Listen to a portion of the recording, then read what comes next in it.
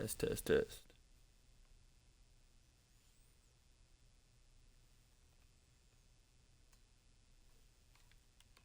Move and shake, I'm trying to walk away. I swear my wrists are cray. I'm getting used to change. Face of a model, that's so typical. Body of the dawn. What's good? What's good? What's good? All right, I'm gonna let this run for a couple minutes. I will be right back.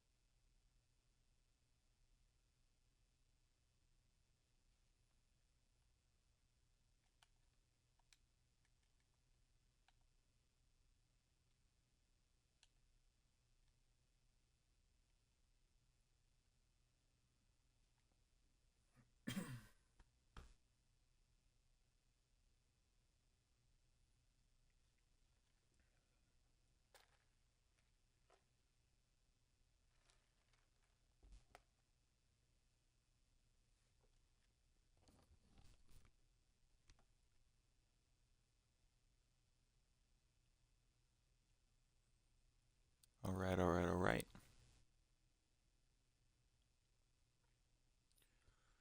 So let's kick this live stream off.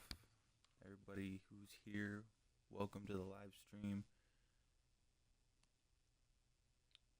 Anybody watching on YouTube, welcome to the YouTube video. We're going to be kicking off the off season here. We are going to be covering preseason in this one too. So we're going to kick this off by looking at the playoff bracket and seeing who all's in. You got Baltimore with the 1 seed in the AFC. Detroit with the 1 seed in the NFC. Nobody super crazy making it in.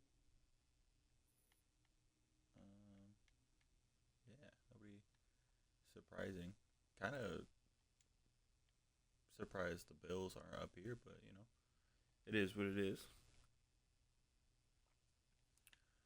All right, so we have the 6th pick in the draft coming up, and I do have a short list of players that I will probably go over here right now. First and foremost, I'm looking at QB, um, and I think Gregory Peterson is our guy. If Guerrero falls to us, I think we take him. The only thing I'm concerned about with him is the injury, which behind our O line is not great because our QBs were taking a lot of hits last season. But I think Gregory Peterson's going to be our guy. 6'2", 229 out of Virginia Tech. Um, Quick, compact throwing motion, loves to run and play outside the structure, throws the ball away, stands tall in the pocket under pressure. He's got a very well-rounded skill set coming in, and I think that the A throw under pressure, A throw on the run, he's going to have A to B injury, which is really good. His accuracies look like they're going to be starting off really good as well. I think Gregory Peterson's our guy. That's who we're projected to take as well. Um, I'm just hoping he slides down to us and we don't have to uh, pick somebody else. There's a possibility I trade up a spot or two just to secure him because, I mean, there's no telling. Like, we see Lyle McFadden here. He's a projected top 5, but his talent is round 2 to 3, so there's no telling right now what Jonathan McLaughlin is. And Guerrero's injury is kind of a concern for me. I would. There's not really a whole lot of people down here that I would be okay with taking. I think Bryce Higgins is probably the only guy after this spot that I would be okay with taking. Everybody else seems kind of shoddy, to say the least. And then I want to address center like immediately. I like Eric Lobato and Chris Sanchez. Both guys seem to have very we don't know a whole lot about them, but what we do know is they got some good things going for them. We know a little bit more about Chris Sanchez, and he looks pretty good. So I'll be happy with either of these guys in round 2. And then after that, we're kind of in a weird spot. Not a whole lot of left guard. I would like to bring in a left guard. These two guys definitely, like maybe Chris Ramirez in round 3. Maybe. If not, I'm perfectly okay with waiting and taking Martin Killings later in the draft. He looks okay. He's not going to be great. Obviously, he's a late round guy, but he's looking like he could be an okay pickup. There's a lot of D tackles in this draft, so I'm kind of okay with waiting and taking one later. I don't think we need to address that early. We have other positions. Maybe take a true Sam late in the draft. I do like James Dansby's skill set that we see. He's got A tackle, B hit power, which, that's not a lot to go off of. But if he's a linebacker with great to good speed who can tackle, I'm sure we can develop him. I do want to take a linebacker in round 2 or 3. It kind of depends on what's available between the centers and these guys, but I do like Brock Welch and Jonathan Reyes.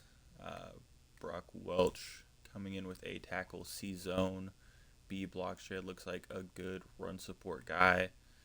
And then Jonathan Reyes here, B tackle, C man, C zone, A finesse moves. I'm leaning a little bit more towards Jonathan Reyes just because he's got the A finesse moves, which is kind of crazy for a middle linebacker, but and he's also got decent man and decent zone along with good tackling, so it'll probably be Jonathan Reyes out of the 2, but if he's not available, Brock Welch is definitely my next go-to option as I completely back out of what I was doing. I would like to add to the cornerback room. I don't know if it's going to be one of these 3 guys. It's again going to depend on what's available after the first round. If somebody like Edward Aldridge slides, like he's 6'4", 190, with solid, decent speed, B play rec, B press, A catching. We don't know his coverages, but I'm going to assume they're pretty good. If like one of these top guys were to slide, I'd probably snag them in round 2, honestly. LaMichael Hill, though, I do like. He's got good speed and good size at 6'4". Also, a man coverage. If he's there in round 2, I think I have to bring him in to pair him with uh, Darian Porter and Eric Stokes. I think that would be a really good CB room. Although I am okay with Kalen King. He balled out in the last few games of the season. Kalen King running that CB3, CB4 role with Isaiah Dunn. Kind of rotate those guys around because they both played really well down the stretch. I did look at free safeties, some more late round guys. I like these 3. I think I like Percy Massey the most. Maybe. I don't know. They're all kind of definitely developmental guys. I don't think either of these 3 guys jump in and start unless they have a crazy preseason. What else here? Maybe take a Will. I'm not sure outside of quarterback, honestly, because we have a solid roster. It's just about putting the pieces together and figuring out what makes these guys work well. I may add some wide receiver depth just to, I don't know, give some competition to guys. Dante Thornton played very well in the last episode going down the stretch. He had a very good stretch of games. We can actually go and look at the stats here. So yeah, quarterback room, a little disappointing. Gino started off rough. We went to Kenny Pickett for a little while. And then we went back to Gino to finish out the season. And both not great. Both got sacked 34 times, so that's 68 sacks, which is not good. That's not ideal for our quarterbacks, which is why I don't want to take somebody with lower injury in this draft. Shinty had an okay season. 937, 4.4 carry, 11 touchdowns. Receiving wise, Besh led us with 670. Dontavian Wicks had 649. Trey Tucker had 621. Brock Bowers 587. 6 touchdowns for Brock Bowers too. Kadarius Stoney, Dante Thornton, they both got their burn in those last 4 games we played. Both did pretty well actually. It was good to see these 2 come in and make some plays. Blocking wise, our tackles were horrible. Now, left tackle, I believe we are getting, I forget his name. He's our best left tackle, but we're getting our best left tackle back from injury. And right tackle, I may look to address in free agency. Otherwise, I'm just going to have to hope that DJ Glaze really steps it up and takes a step forward next season. It'll be year 3 for him, I believe. Center, obviously we're trying to address that in the draft. So 11 from our center is, I mean, compared to these 2 isn't bad, but 11 is still really high. And Parham had 6 also, so hoping that can get shored up. Chris Rogers actually played pretty well in allowing 2 at that right guard spot, but we will be getting Jackson Powers Johnson back, so he'll take a backseat there, but probably rotate in a little bit. Defensively, Elena Roberts, he'll be sticking around. I believe I've re-signed him. Jeremy Chin sticking around also. Max Crosby sticking around, who had an insane year, and I'm pretty sure, I'll go double check. I'm pretty sure he won DPOY. I think we covered that last episode. 31 TFLs, 22 sacks, just absolutely insane. We got an 11.5 from Malcolm Kuntz, who really surprised me in that rushing D tackle role. And so I want to keep him around and keep him in that role just because he was doing very well with it. Enigbari, he played, it feels like he played more than he actually did just based off his stats. But I want to keep him around, see what he's about. Tonka Hemingway is probably our DT1 going forward. I do like how he played this year in a limited role. I think I moved him to DT1 or DT2 later in the season. I can't fully remember, but 10 TFLs, 31 tackles for him. That was just his rookie season, so I'm thinking he'll be better going forward. INT-wise, Jeremy Chin led us, and Elena Roberts tied with Darian Porter and Eric Stokes for 3 each. Kalen King and Isaiah Dunn both in a bigger role in those last 4 games. Both got a pick. Both played really well. Kalen King had a TFL, a sack, 22 tackles, 4 PBUs in like the 4 games that he actually got in. I mean, he played throughout the season, 435 downs, but he didn't get true burn until the last 4 or 5 weeks of the season. Kicking, I'm not necessarily sold on keeping Daniel Carlson around. I do like him, but going forward, maybe next season we let him walk, or yeah, who knows? Same with AJ Cole. Not necessarily sold on keeping him. He's not bad by any means. He averaged 50 yards a punt this year, so like that's average yards per punt with 50, netted 46.8, which is crazy. He had 1 blocked, 17 inside the 20. Kick return wise, Kadarius Toney was our best returner. I mean, if you go by average, he did take most of the returns though. There, punt return, Kadarius Toney again, 6.8. We got a lot to address in this offseason, and just hoping to turn it around next year. After the wild card, Baltimore will be playing the Jaguars, who make it past the number 2 seeded Colts. Chargers will be playing the Pats. That's a 3 and 4 seed. Cardinals make it to the second round past the Niners. That's a surprising one, and they beat them by 12 there, which is kind of crazy. And then the Bucks and Seahawks will be playing also. Moving forward here. And Jags beat the Ravens to make it to the AFC Championship against the Pats. At a low-scoring game and a high-scoring game over here. Lions blow out the Cardinals. Close game between the Bucks and Seahawks, but it'll be the Lions and Seahawks in the NFC Championship. Before we get to the Super Bowl, my prediction right now is Lions and we'll say Patriots. Lions and Patriots. Let's go. So Patriots win by 3 against the Jags. So the Jags went on a little bit of run, maybe a team to watch going forward. They were the 7 seed, but they beat the 1 and 2 seed and kept it close with the 4 seed.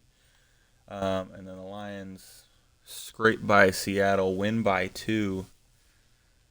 So who knows? Maybe the Lions take it. Do we have any Pro Bowlers? I'm not thinking we have any QBs up there. Probably not. Genti doesn't make it. No wide receivers. No linemen. I'm assuming Max Crosby. Yeah, Max Crosby's up there with TJ Watt. That might be our only Pro Bowler, honestly.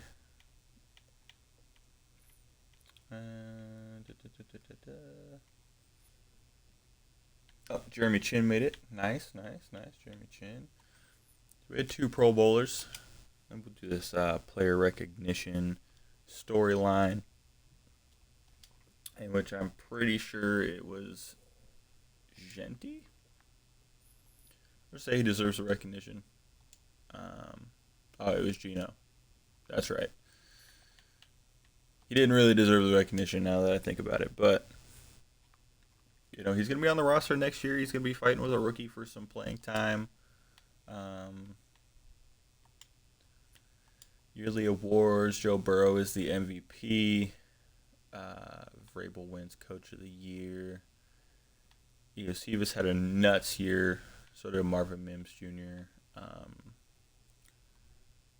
DPOY was Max Crosby. Barely beating out TJ Watt, who had more sacks, just not as many TFLs. Offensive Rookie of the Year, I believe Genti was here. Yeah, Genti's up there. Defensive Rookie of the Year, Darian Porter's up there. That's good. Not going to have any best QBs. Genti scrapes into the bottom down here for best running back. Best wide receiver. Yep, Eosivas had a crazy year. A lot of touchdowns, a lot of yards. No alignment for us. I kind of figured that. Best D line, Max Crosby pulls that out as well. Best linebacker. I wish Landon Roberts had been up here. He had a really good year, actually.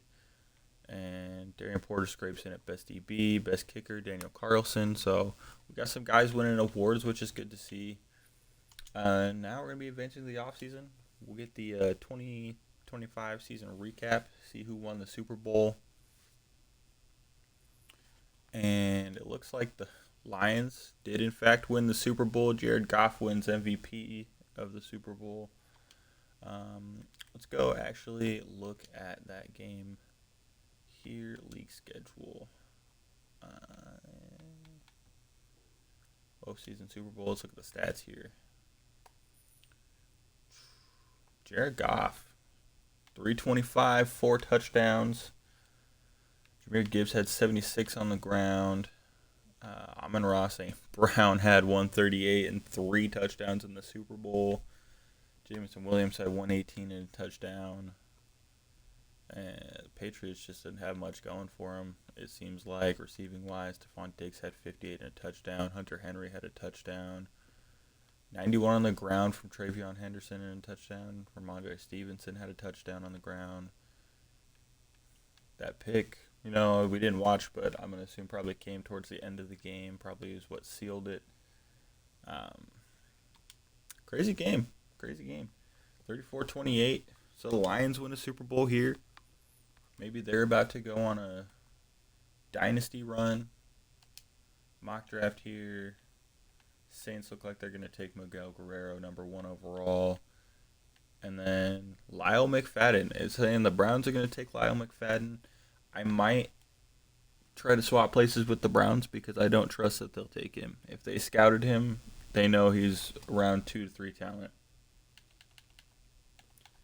And that Gregory Peterson would be the better of the two. So I'm going to probably here in a second try to make a move up to that spot if I can. We'll see if anybody retired for us. Actually, we'll go through the NFL. Trent Brown, Danico Autry, Kevin Zeitler retires. Aaron Rodgers retires. Cameron Hayward retires. Tyler Higbee retires. Tyler Lockett retires. We traded him back to Seattle. So good to see him retire in Seattle with them. Alright. Taysom Hill retires. Cameron Jordan retires. Josh Johnson. Austin Eckler retires. Dietrich Wise. Antonio Hamilton. Bobby Wagner retires. Von Miller. A lot of big names here. A lot of Washington retires. My lord, they had a lot of guys retire. Tress Way, Zach Ertz retires. DeAndre Hopkins is retiring. Matthew Stafford retires. So Rams will be looking for a quarterback also in this draft, more than likely, unless they can address that in free agency. Raheem Mostert retires for us. So Damian Martinez will be looking to be that RB2 next season, which I was planning on having that happen anyways, but I did want to keep Raheem Mostert around. But he will be retiring after 11 seasons. He didn't get a lot of burn this year, but he did good when he was in. I did like watching him out on the field for us. Morgan Moses is retiring. Jonathan Hankins. Andy Dalton retires. Eric Kendricks. Any crazy ones? Emmanuel Ogba retiring. Tyrod Taylor. Chris Manhurst retires. Russell Wilson is retiring. Patrick Taylor after 6 years. I have noticed in this Madden a lot of running backs retire really early, especially if they're not playing a lot. Like a lot of backup running backs are retiring really, really early. I don't know if we'll see him here, but I did see a few guys retiring after like 3 years, 4 years. Trent Taylor retires. Trent Williams retires. Leonard Floyd. Brandon Graham retiring. Lane Johnson. Yeah, there we go. Carlos Washington Jr. retires after 3 years. Jawar Jordan retires after 2 years. Matt Judon's retiring. Darren Waller is re-retiring. Anybody else that's kind of crazy? Khalil Mack retires. So we got a lot of these big name guys retiring. A lot of the older guys retiring. Bud Dupree's out. Mike Hilton, Nick Vigil. Amari DeMarcado retires after 3 years. Kelvin Beacham's out. Calais Campbell's out. I haven't realized he's been in the league for 18 years. What a career that guy's had. Levante David is retiring. Stephon Gilmore retires. Travis Dye retires after 3 years.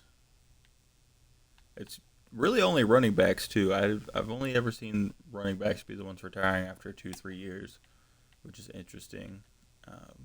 Jordan Poyer's retiring. Oregon State legend. Brandon Cooks retires. Oregon State legend.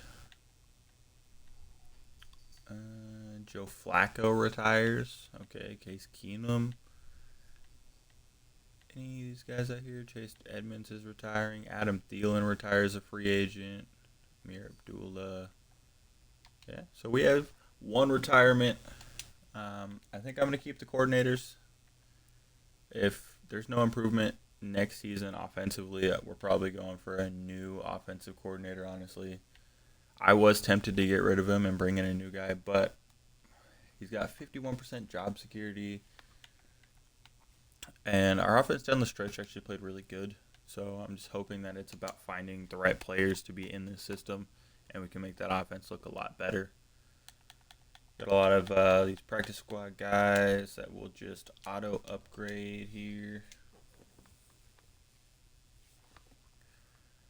And then we will get to the fill stat stage, which we're not doing. And then we're going to just jump straight over to staff improvement. Here we go.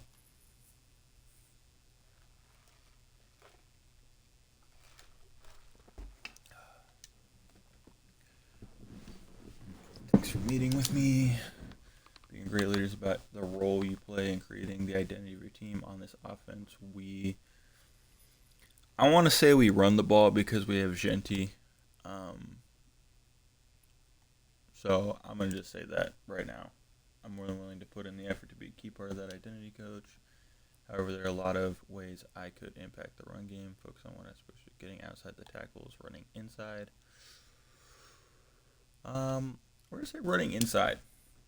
Genti's got the burst to run outside already. And I think that's where a lot of our success came. And then we were getting kind of stuck up in the middle. So I would like our middle run game to be a little bit better. Who's down here? Franchise. I believe it was Kalen King. Yes, Kalen King. That's right. I wanted to bring him back, and he did not. I didn't want to give him a huge contract because there was no guarantee he's going to play. So I'm going to try to give him something along the lines of $2.5 million a year, and hopefully he'll take it. So we lose Kalen King, who I was planning on being our CB3 going into next season, which would be Isaiah Dunn now if we do not add to that room.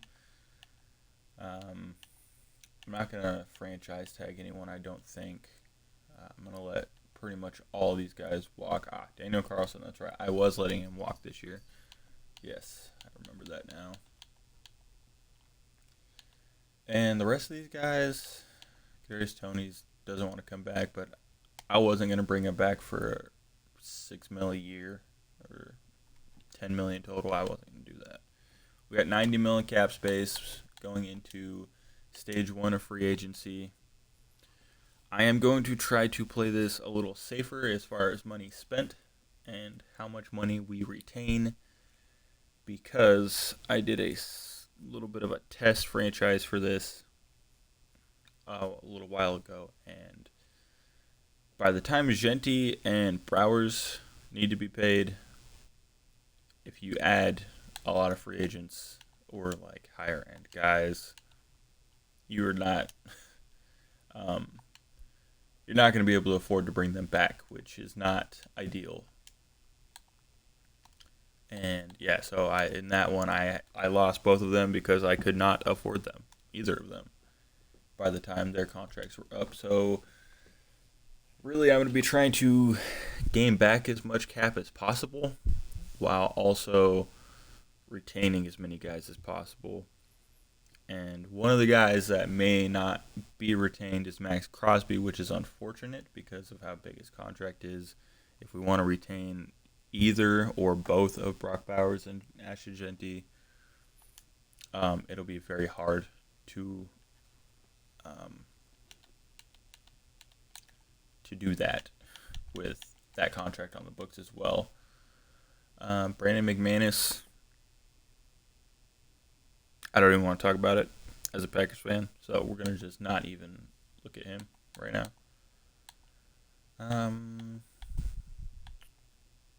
I think, Jake Moody. Did we bring Jake Moody in? Actually, Joshua Carty. Might be a little bit much for a kicker, but I'm going to make him that little offer there. Just wanted to secure him. I do like Josh Carty. He seems very well in this game. So let's look at QBs here who are interested at least. Daniel Jones. We could bring Daniel Jones in, who would probably be serviceable for a season or two. I don't want to pay him the contract they're saying that is expected, though. $33 million a year. He's 29, so he's not going to be worth that money for more than a year. Really nobody else. And we already have a vet in Geno Smith. Running back wise, any RB2s? Even though I do like Damon Martinez there. Nobody that screams out to me here. Wide receivers that are interested in coming in. Tutu Atwell. Equinemius St. Brown. I don't want to spend too much money on like a whole lot. And you saw left guard Sean Ryan, Chris Paul. I like that pickup, but at the same time, it's the money that some of these guys want, and I know that we could get somebody to come in for less. Ryan Newsel, that's tempting. Connor McGovern is tempting. 28 years old. He doesn't want a ton of money. And then it's kind of a trade asset if we do end up taking a center. But if we take him, we won't have to take a center as high. Although I do like those guys in the draft. They both look solid. I'll come back to that here in a second. We got here anybody? Taylor Motton, 32.85 overall though. No.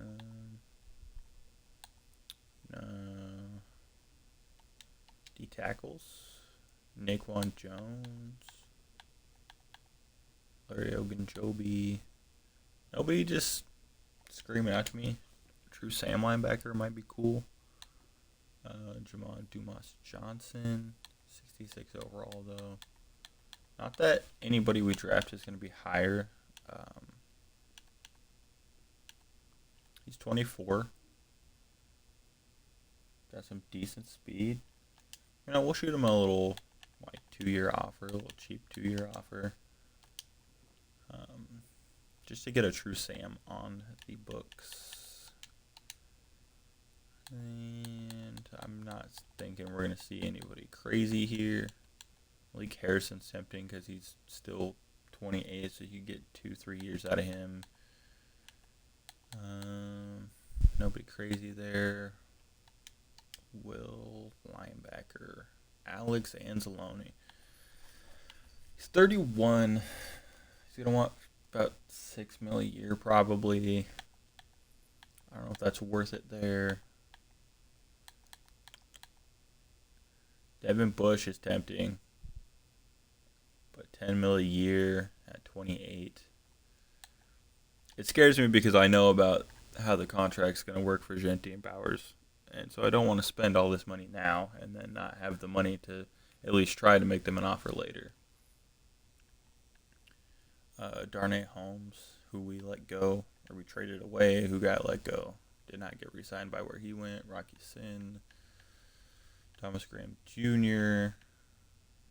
We could bring Jair Alexander in, although in real life he isn't really in the league anymore. Alex Austin is kind of tempting to me just because I'm an Oregon State fan and I like what he's done in the league. Bo Melton. Now we could bring Bob Melton in and move him back to wide receiver. Eli Apple. Nobody yelling out to me there either. Strong safety. Jalen Hawkins. I do like Jalen Hawkins. Geno Stone, 27. He's an 81 overall. So we want 8.7 mil a year. And he's got about 4 offers. That's tempting. Because that does upgrade that position. I do like our Darius Washington. He wants 6.25 a year.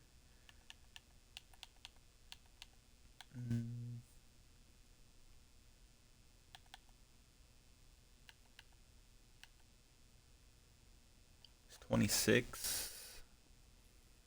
Adds to our safety room.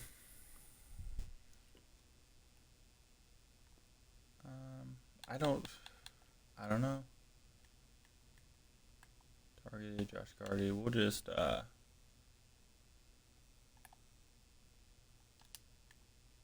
we get both Cardi and Dumas Johnson. I don't think we're gonna make a huge splash in free agency. I know we got 90 mil, but we also got quite a few guys who are gonna want big contracts in the near future. More retirements. Graham Glasgow retires. Dalvin Tomlinson, Shaq Lawson, William Golston.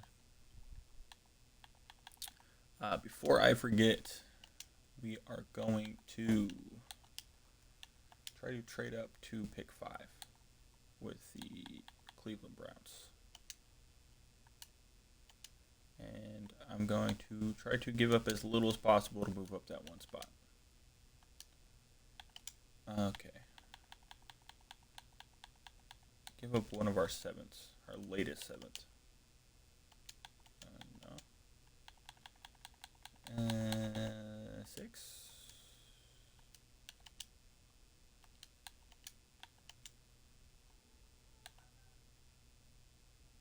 We let Kenny Pickett walk. How about we give them Aiden O'Connell? Will they take that? So we swap first, and we give them Aiden O'Connell. And we move up to pick number 5 to hopefully secure Gregory Peterson going forward. Which this mock draft came out after that, so we will be here, which means hopefully if one of these 3 teams doesn't end up going for a quarterback, we will end up with Gregory Peterson in our locker room. Go look at some of these college pro day reviews here. So he's a round 1 talent there, which is good. Gregory Peterson's around 1 to 2. 2 to 3 here, 2 to 3 here, day 3 here. Not a very strong quarterback class. A lot of these guys are projected UDFAs. And no surprising UDFAs down here. So I think Gregory Peterson, that's our guy. I don't think they pass on Guerrero at 1. He's definitely the best quarterback on the draft board. But if we go in here, 4.64, which is actually pretty good speed for a quarterback, especially at 6'2", 229. He's strong. He's like athletically one of the best like in the entire draft, which is crazy considering he's he's a scrambler, I guess. That's crazy. A trucking, A under pressure, A on the run, A stiff arm, A juke, A short, A injury, which is great, A break sack, B awareness. So I'm projecting a really good rookie season. It may not be like insane, but I'm projecting him to play very well for us. Let's go look at Miguel Guerrero, who is also, he's an improviser, okay. Ends up with F injury, which, I'm going to keep an eye on that to see how that plays out and see if he misses any games this year. Like, as far as some of the things, he's more refined, but I think that Gregory Peterson's a better pick there. Lyle McFadden, strong arm guy.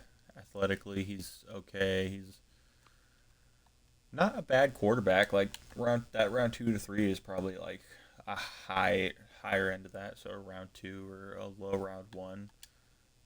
Jonathan McLaughlin, strong arm again. Also, A injury there, which is good, but that short accuracy being D is kind of rough.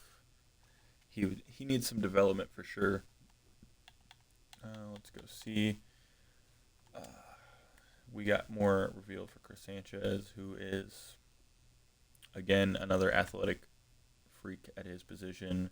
B pass block, B run block, A stamina, A pass block finesse, which means his run block finesse is probably going to be pretty high too, which is pretty good.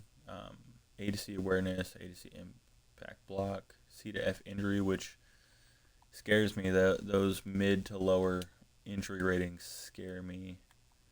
Votto a little bit less athletically inclined. I believe he's a power though. Yeah, he's a little bit more on the power side. A lead block, A run block, A run block power, C to F pass block. So I think Chris Sanchez is the better of the two there. If we can get him in the second round, we'll just hope he slides down to the high second round and we can snag him. Left guard wise, Chris Ramirez. B pass block finesse, B run block. So I like that those are both B's. A awareness. The power side of his game would need to come along a little bit. He's agile, but his... yeah, I see it. Never mind. So I like him there. And then, let's see, Martin Killings. A lead block. He needs a little bit more refinement for sure. But I wouldn't be opposed to taking him later in the draft to just kind of develop somebody. Let's see here. Edge rushers. A lot of good edge rushers. We got a lot of talented D tackles. So we might snag one later in the draft. See what Dansby's looking like here as far as physically. Got okay speed. Ratings wise, it says he has great speed. I mean, at 6'2", 249, and being a run stopper, I would say it's pretty good. A tackle, which I like. B hit power. Power moves is not great. Zone coverage isn't great, but he's a run stopper, and that's really what I would be bringing him in. Landon Roberts played really well in coverage last season, so he'd be our coverage guy, and just adding another run stopper at linebacker would be pretty good. Let's see here. Jonathan Reyes was a guy that I liked a little bit more. He's another run stopper type of guy, but he is fast at 4.62, 4.58 at his pro day. A finesse moves, B play rec, B tackle, C zone, C man, so he can cover too, which is kind of crazy. I wish we unlocked a little bit more. I might use him as one of our focus players so we can see a little bit more about him. Brock Welch, a little bit faster. A play rec, A hit power, A tackle, B block shed. I'm going to have to use both two of those focus slots on these guys because they're both very similar, and I just want to see who beats the other out overall. Cornerback wise, LaMichael Hill, second fastest corner at 6'4", 196 is kind of crazy. A man coverage, B press, B zone. Looking like he can make some plays for us. I don't think Edward Aldridge. I actually think Michael Hill is better than Aldridge. So maybe if he's there in the second round, we snag him instead of a center. It's a little bit risky, considering corner's not a huge. It's not one of our top needs. Perry Dunlap is the fastest corner. B tackle, not good in man, but he's a great zone coverage guy, which is good with that speed. And then you got Jason Felder here, who's also a top 5 speed guy who can play both zone and man, and he can tackle. So that's what we like to see there. Free safeties. I like Massey. He's decently fast. Got A tackle there. C zone coverage. So a couple of these guys are, developmental type of guys. So we'll advance here. And I'll be right back in 1 second, everybody.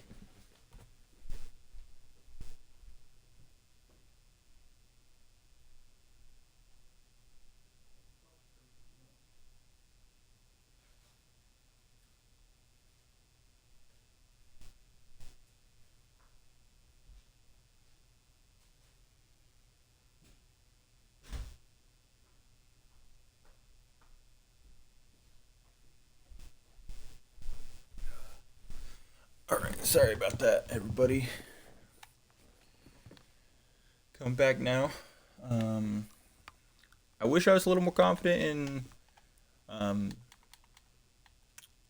just spending money in free agency to fix some of these problems, but I don't feel like we really have. Oh, Brandon Aubrey's still available. That would have been a cool one to get, but he's not interested in coming here at all, which I don't blame him. We went 6-11. Javonte Williams stays with the Broncos. Devin Bush to the Jets. Taylor Motton to the Patriots. Jaquan Brisker goes to the Niners. DJ Reader to the Niners. So the Niners making some big moves here. Travis Kelce goes to the Tennessee Titans with Cam Ward. That's pretty big. Reggie Gilliam at fullback. Tyler Algier, fullback. Actually, going back to fullback, that's a position that I might address late in the draft to add just a legit fullback to this roster instead of having to use Michael Mayer. Tyler Algier to the Titans. So the Titans loading up here. Quentin Lake to the Titans as well. Kevin Byard to the Jets. Cam Taylor-Britt to the Niners. Saints get Brian Robinson Jr. Geno Stone goes to the Patriots. Isaiah Pacheco to the Commanders. Keenan Allen to the Rams. Romeo Doubs to the Niners. So the Niners making some moves. Titans making some big moves too. And who's the other team? The Patriots making some big moves. Rams get Rob Havenstein. Trey White is a free agent still, and he's interested in coming here. So maybe we bring Rashad White in to be our backup running back. Nakobe Dean goes to the Commanders. Jair Alexander to the Panthers. Okay, Connor McGovern, who I was thinking about signing but passed on, goes to Seattle. Alohi Gilman to the Bengals. Alec Anzalone to the Giants. Cashman to the Saints. Braden Mann. Ivan Pace Jr. goes to a division rival in the Lions. Isaac Seumalo to the Jets. Keaton Mitchell to the Dolphins. Roger McCreary to the Titans. So Titans, Jets making some moves. Sebastian Joseph Day. Patriots, Niners, Jets again. Asante Samuel Jr. goes to this. So the Jets loading up defensively. Jets might be making a push next season too. Alontae Taylor to the Browns. Beanie Bishop Jr. to the Rams. And yeah, that's most of the big names there. Private workout wise, I did say we were going to use 2 on those linebackers just to really see who was the better one out of them. And then, who should probably check out Chris Sanchez just to really finish that off and see what he's about. So next up is the draft.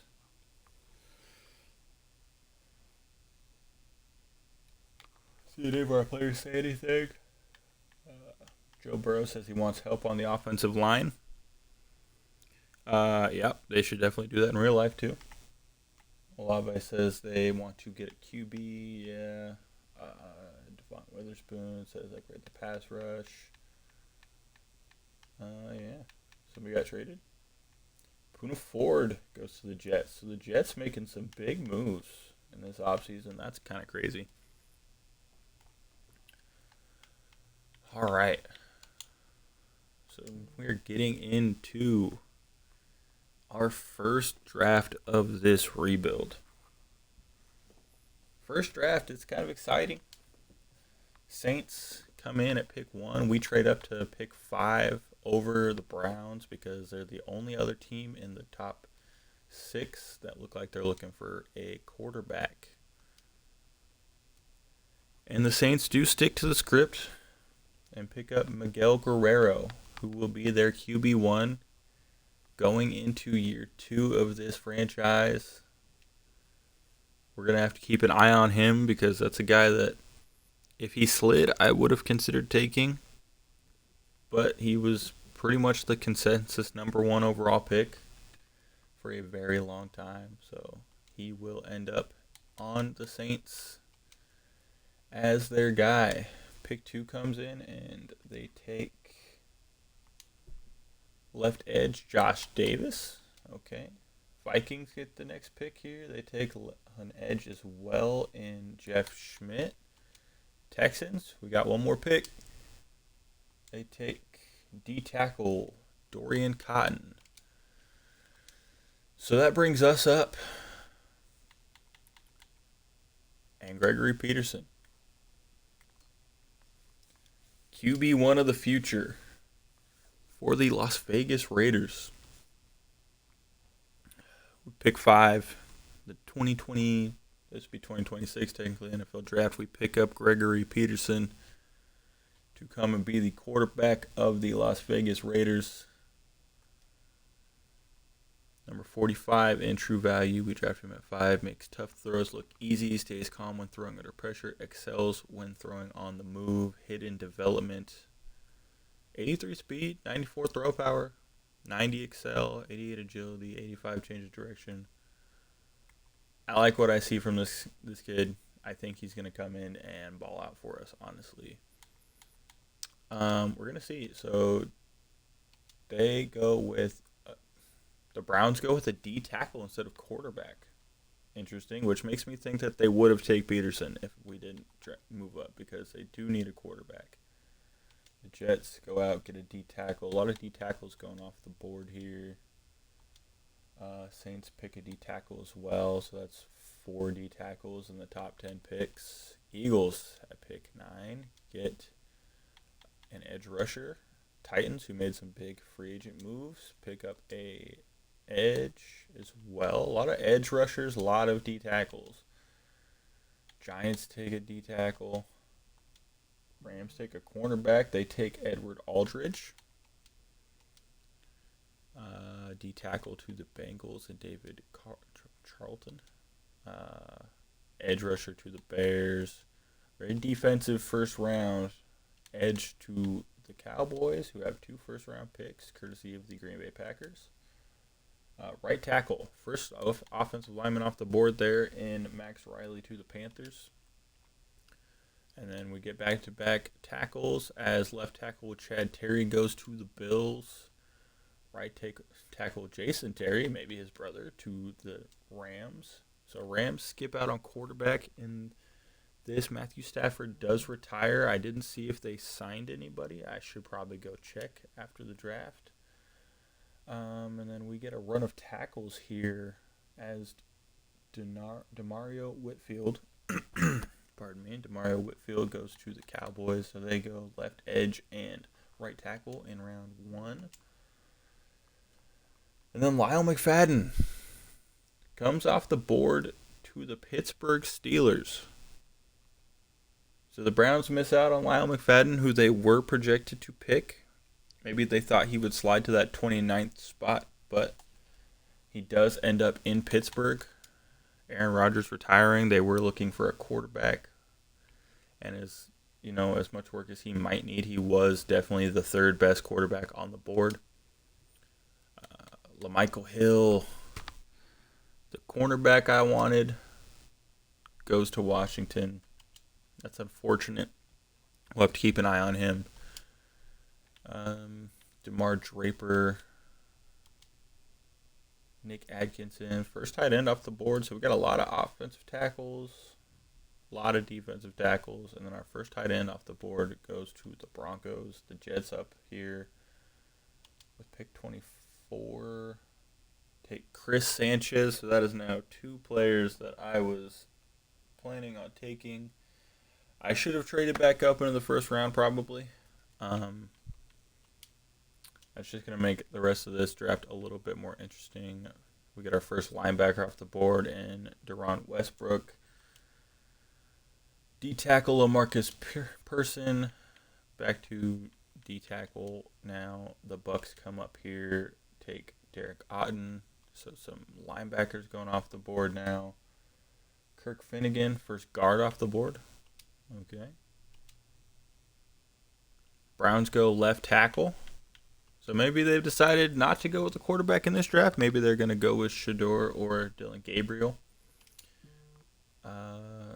Seahawks take a tight end here. Patriots coming up now with the 31st pick. And they take Zay Woodley, cornerback. And the Lions, to round out round one, take... Wait for it to pop up in the top right. They take cornerback Perry Dunlap. 3 guys on my short list who get taken.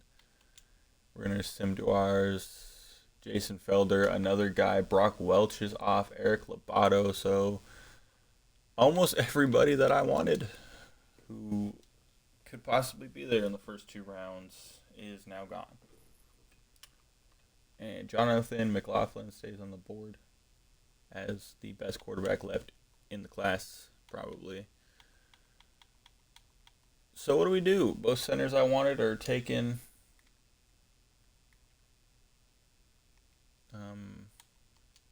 These are day 3 guys, so I don't want to take a reach on them right now. Chris Ramirez is here, and he does look solid at right guard, but so does this guy probably. A lead block B. He looks a little more refined. D-tackle wise, could take a D-tackle now. Mateus Perez, pass coverage guy. I think I gotta take Jonathan Reyes here. Number 68 in true value, shows good speed for a linebacker, good instincts, and diagnose plays. Really misses tackles. He'll come in with 87 speed, which is actually really good for a linebacker. A little bit of a development project, but that's fine. We're just going to kind of skip through these rounds now. We do have a lot of picks in this draft later on, so I do want to get into those. That's rough. Let's see here. Marco Hall. A pursuit, A tackle, not great in zone. A hit power. Percy Massey. Better in zone. Percy Massey it is, man. Highlight real hitter. Will make plays in zone coverage. Willing, dependable tackler. Hidden dev. 89 speed is actually not bad. So that's our free safety of the future. We're getting to a point where pretty much all my guys are off the board. We have 3 picks in the 4th round. So maybe we can make some splash plays here. Got any corners left? Maurice Boss. Let's see. 4-5-2. Let's go look over here at some coverages. Man coverage. Got this guy down here with B man coverage. Braden Hartwell. 4-4-2. B man. Not great anywhere else really. Okay. C man's not horrible to start out. I can work with C man. C man, C zone. D press. C catching. C tackle. B catching. B tackle.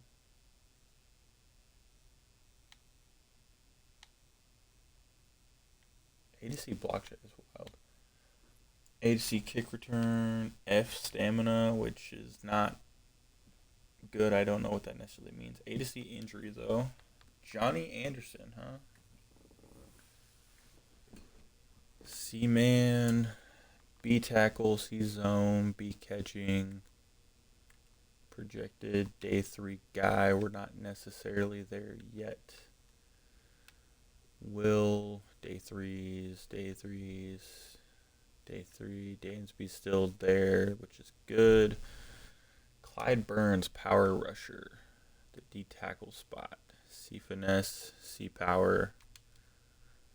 I don't really like that. Jared Rich, B awareness, B play rec, B to D power moves, C finesse, C to F, A tackling,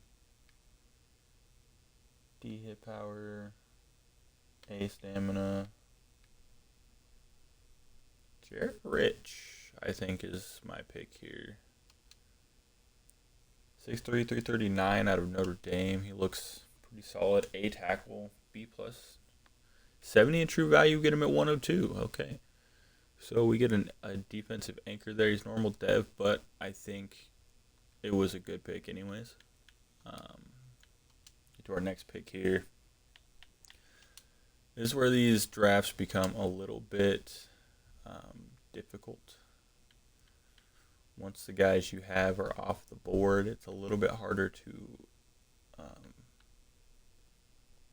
make the picks you want. Deion Reynolds, 6'2", 216 out of Texas Tech.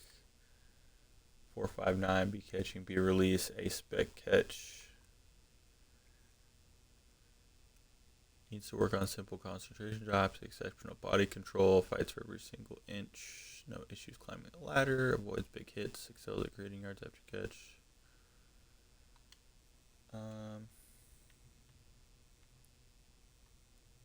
There's nobody else. I think that's our guy.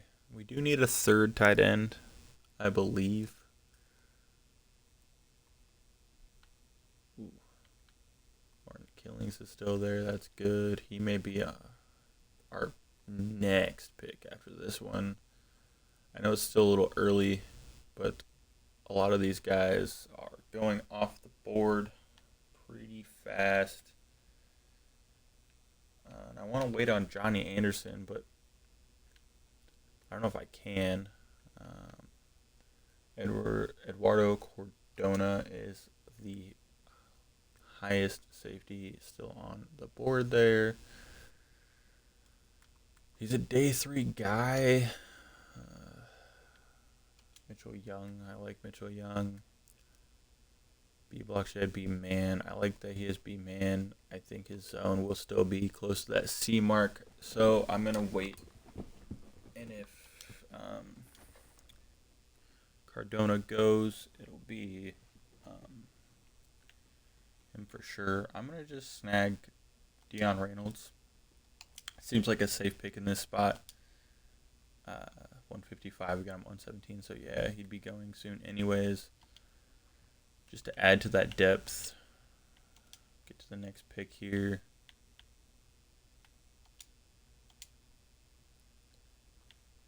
Cardona's still on the board.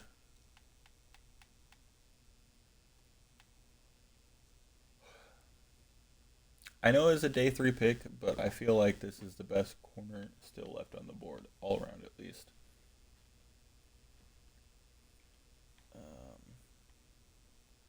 I mean, there's Braden Hartwell down here, B man, D zone, but that's fine. C press, C catching, C tackle.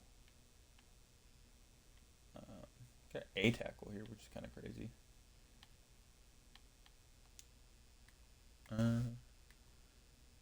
Got some decent speed also.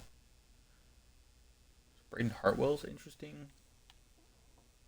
Let's see. I know we got. Yeah, he's the highest in man. Not going to get more than a C there. Got B press. Bunch of guys who can catch. Quite a few guys with A tackling, which is kind of interesting, but I think I'm leaning more towards Braden Hartwell, which is interesting because Johnny Anderson is there. Braden Hartwell, though, a couple of years younger, very similarly rated. I know it's going to be a reach. 106 actually in true value, which is interesting. Let's see, here comes in with 93 speed. His man coverage is going to be pretty solid for us coming in. So we add to the CB room there, which is pretty big, I think. We have 3 picks in the 5th round as well.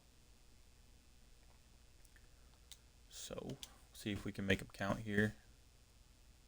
Clyde Burns, he's sliding, and I don't think that that's necessarily good. Wyatt Austin, second fastest guy. He can't catch very well. Doesn't have a good release. If he had better kick return, I might take him because I'm looking for some solid kick returners. Let's see if that's one. There we go. A return from Tavares Parrish, who isn't super fast. He's a okay kick returner. Not super. He fell a lot in this draft. Antoine Crisp, a blocking tight end. Interesting. Who's actually not super slow. Can't catch though, which isn't horrible, but you know. 4.64 from a tight end. J.D. Brown here. A catch in traffic. Yeah, we're adding J.D. Brown. That's a good pick. 148. We got him at 142.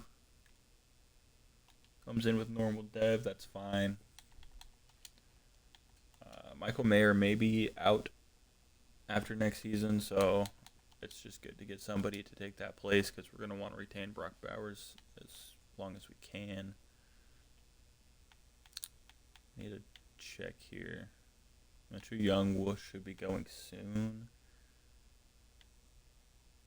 We're gonna take him now, actually. 196 in true value. Normal dev comes in with 90 speed. You got that B man coverage at strong safety, which is good. And then I think we're gonna take Martin Killings, who is the best tackle left or guard left on the board. Just a development guy. Yeah, I knew it wasn't going to be a good pick. In terms of that, I knew it was going to be a bit of a reach. Let's see, we got 1, 2, 3 picks here in the 6th round.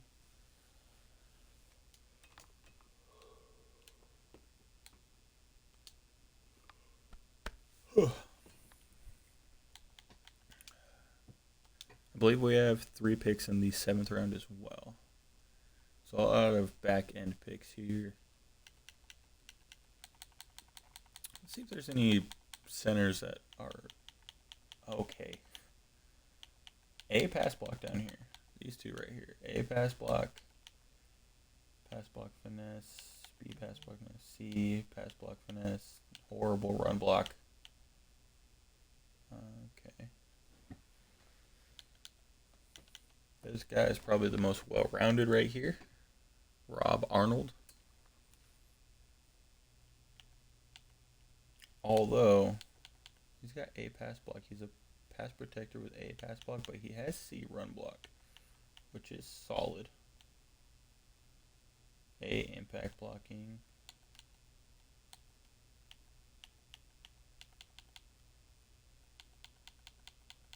Devin Rushing might be the pick here. I don't. He's not starting right away, so he's not gonna. Yeah. Another little bit of a reach. I'm okay with taking some of these more developmental guys here towards the end of this draft. I do think that we can't really go wrong with something like that. Alex Dobson. Do we head to the running back room? Day 3 kind of guy here. Anybody got 4.46 is pretty good. Deshaun Presley, 5'7" receiving back second. Nothing crazy.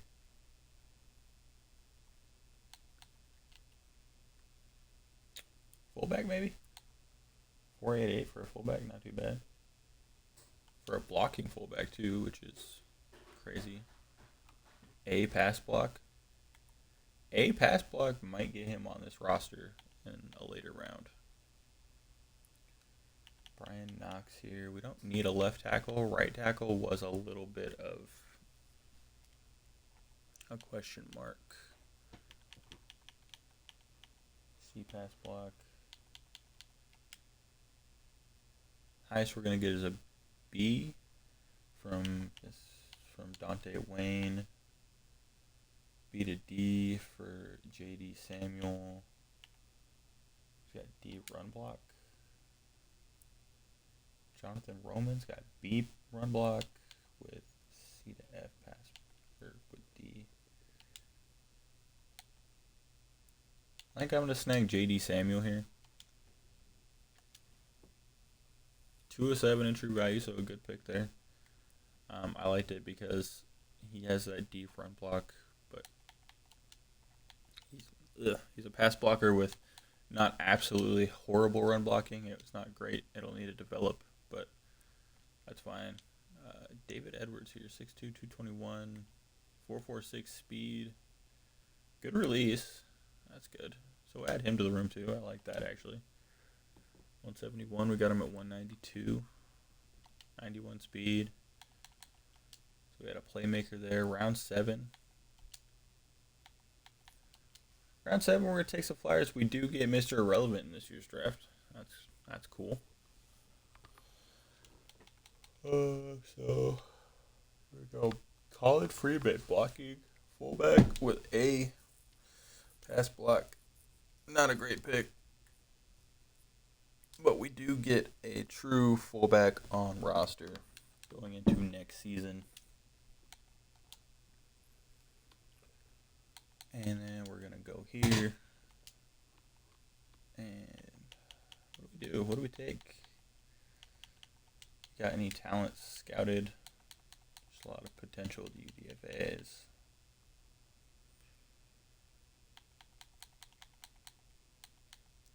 We could take a flyer on somebody like Aiden Wilds. Yeah, we'll take a flyer there. Why not? D-. Hidden dev, though, which is crazy. That's a hidden dev pick. And Mr. Irrelevant for this year.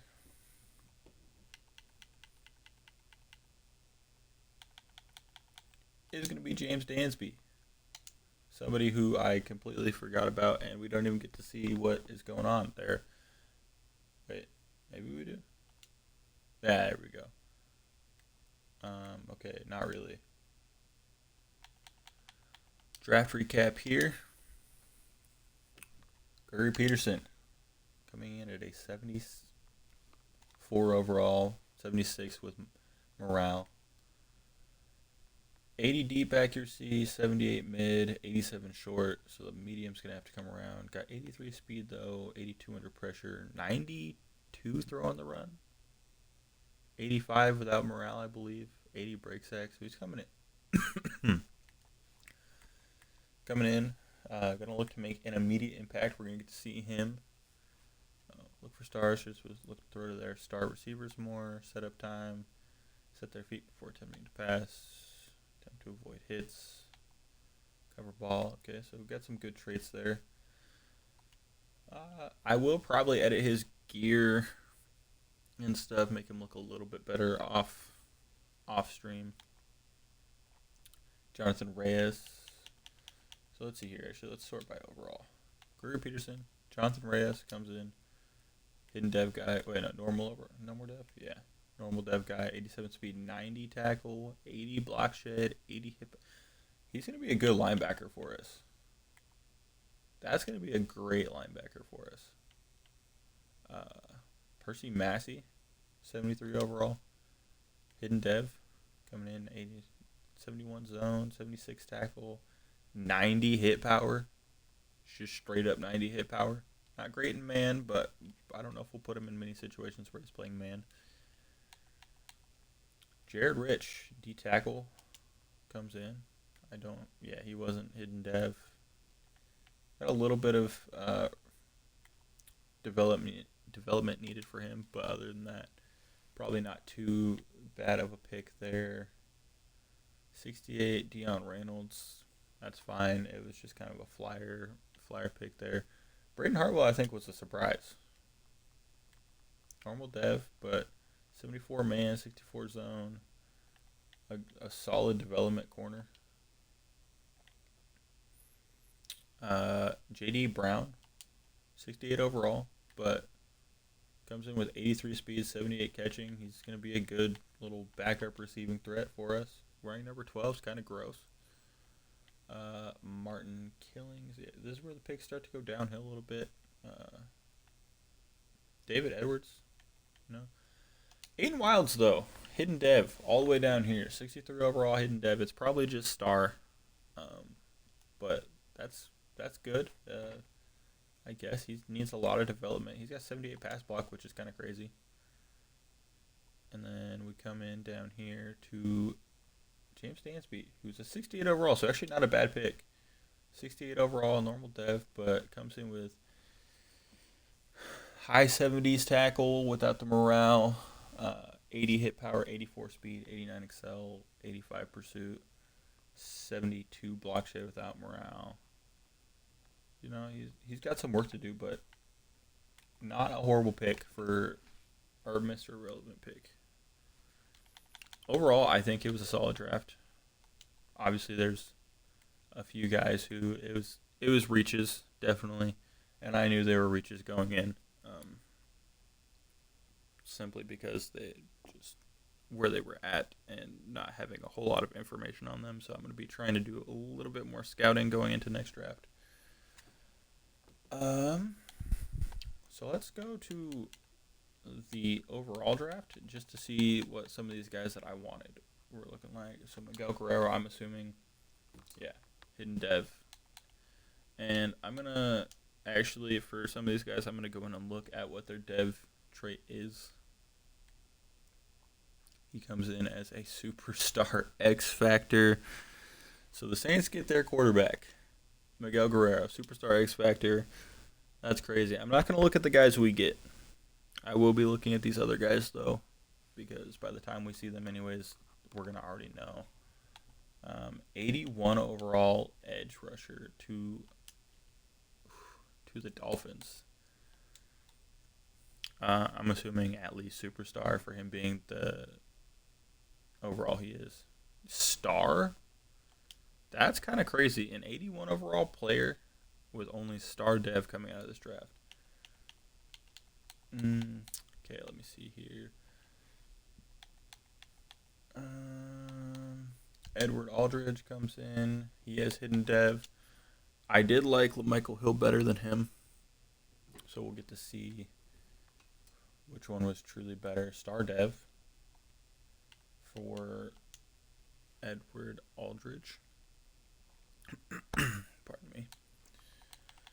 Let's see here. He comes in at a 78 overall. Parker Stewart. See here, Max Riley, Chad Terry, Jason Terry. Lyle McFadden, who was the third best, like by far. Hidden dev guy, So they do get a hidden depth quarterback. He's going to come in with superstar dev, which makes me a little excited. If Peterson was, I'm not saying that's going to guarantee anything, but if Peterson was that guy,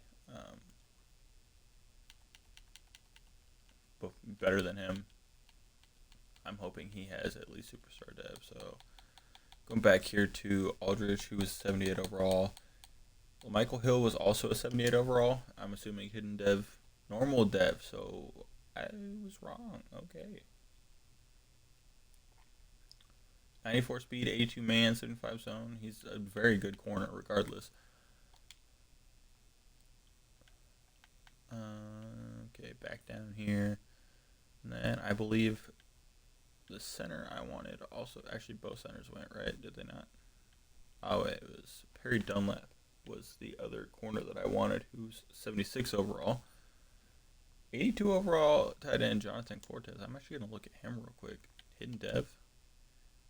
Interesting player.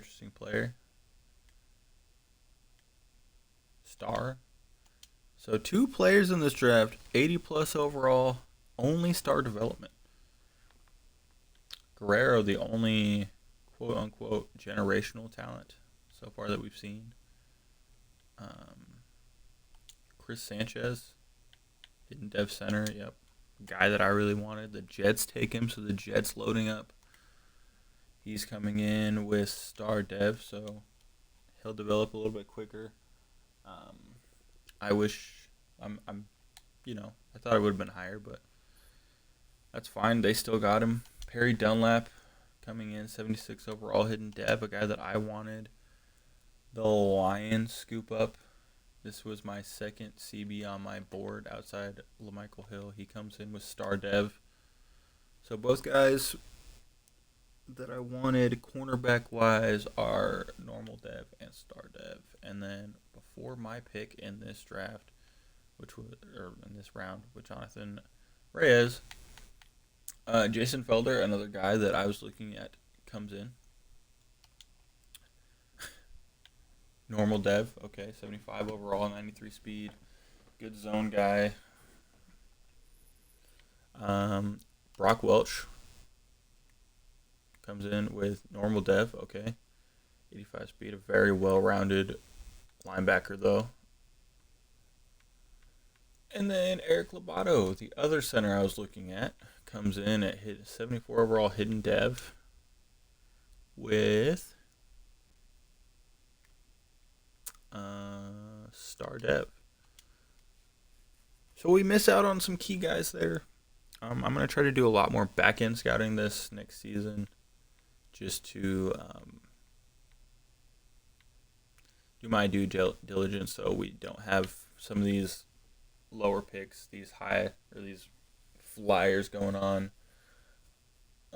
John Franklin Myers joins the Browns as a trade. Interesting. James Dansby, Mr. Irrelevant. They're saying Aiden Wilds could be a hidden gem, though. We are now going to advance to the next week, where we will move into training camp, I believe, and then the preseason, where we're going to start to get to see some of these guys position battle. Oh, okay.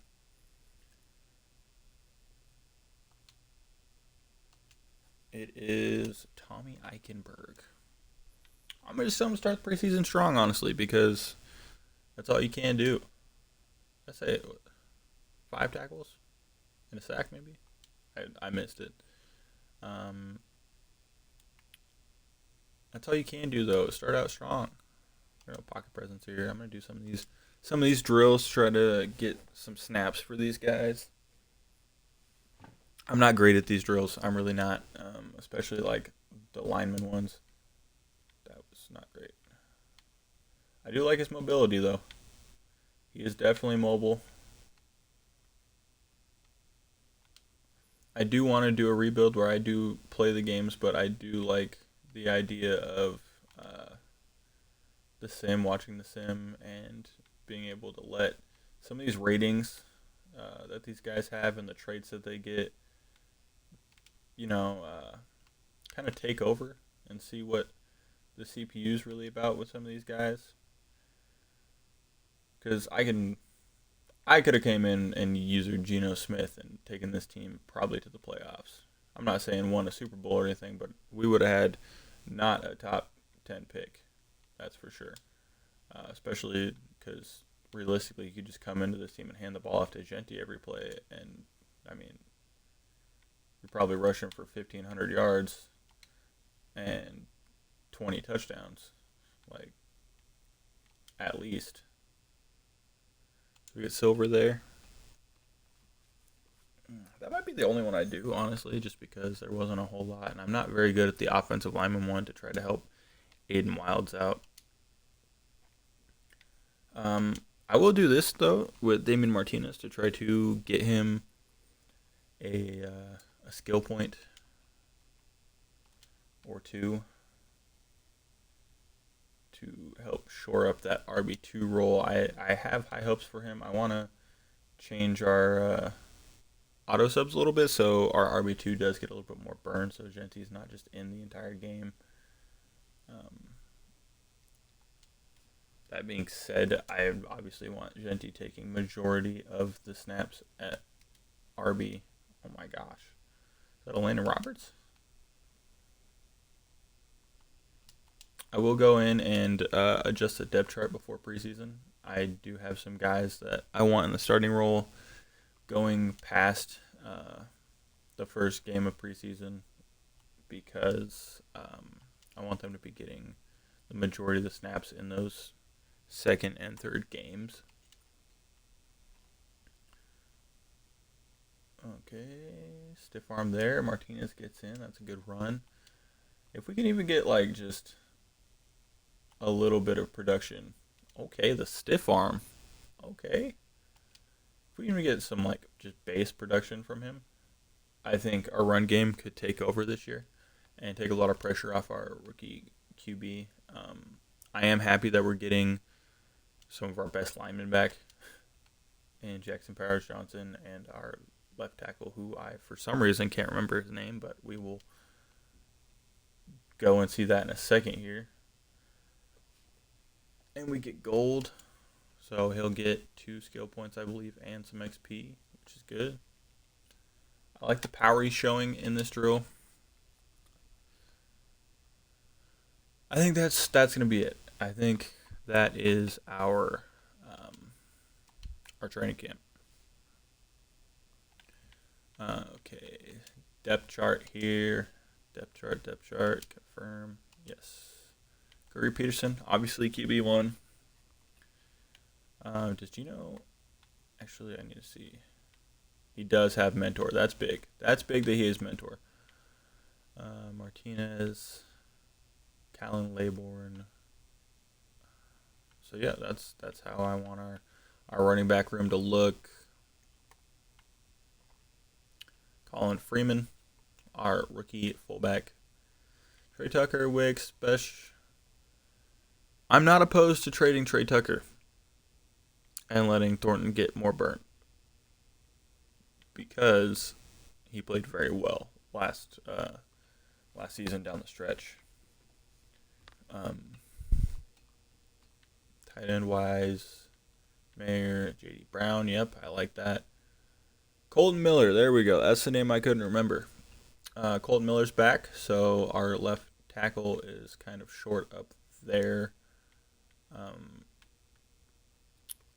Left guard, Dylan Parham. We're going to have Martin Killings actually be the backup there over Kappa. They're similarly rated, and Killings is a rookie, so he's younger, got a little bit more to develop in his game, but that being said, there's one overall difference there. Center. It's unfortunate that we didn't truly make an impact in that position. I could technically throw Colton Miller there and start Charles Grant at left tackle. Let me know what you guys think about that, actually. Starting Colton Miller at center and Charles Grant. That may be something we end up doing anyways because something's going to have to be shored up there. We get Jackson Powers Johnson, a good young right guard, and we got him backed up by Caleb Rogers, who has the future starter tag, which is good. Aiden Wild's down here somewhere, yeah. I'm going to have him be our third right guard over CJ Hansen, who's young, but, it's fine. I'm also going to have Aiden Wilds be the third. Oh, my goodness. Never mind. 59 overall there. What's his overall here in the center position? 52. Never mind. Charles Grant is starting at right tackle over DJ Glaze. I'm going to leave that be, actually, and see how that works for us. I think it could work okay. It could also not work at all. But we'll find out, I guess. Max Crosby obviously going to be starting there. Brennan Jackson's back. I don't know if we keep him or if we trade him or what's going to happen. Garmin Randolph is back too, 6'8", 260. It's a big guy. He could probably play D tackle at that size, honestly, but that's fine. Right edge. I'm going to have Enigbari start here, actually, and Kuntz will be in the rushing D tackle role like he was last season. Jared Rich comes in and is immediately our highest overall D tackle. Adam Butler is going to be our third DT. With Hemingway at our DT2 and Jared Rich at that DT1 role. Sam coming in. I'm throwing Dansby in there. I like the way I like how he looks ratings wise. And we're going to have Dumas Johnson be that backup guy. I know Eichenberg wants to be a starter. I don't really have future plans for him. Jonathan Reyes will be our second middle linebacker behind Landon Roberts, who played very well. And he will probably be our MLB 1 next season. Devin White sticks in here. He could possibly get overtaken by Chris Paul Jr. this season or next season. We'll find out, though. Cornerback-wise,